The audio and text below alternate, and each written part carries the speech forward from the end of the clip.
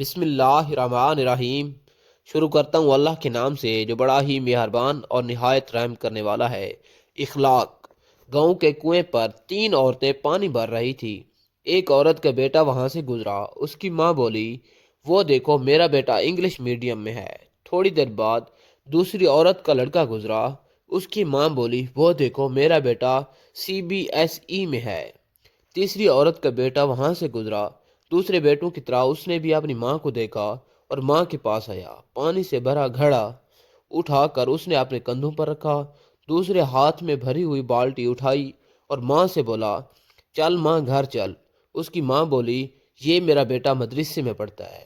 اس کی ماں کے چہرے کی خوشی دیکھ کر باقی دونوں عورتوں کی نظریں جھک گئی۔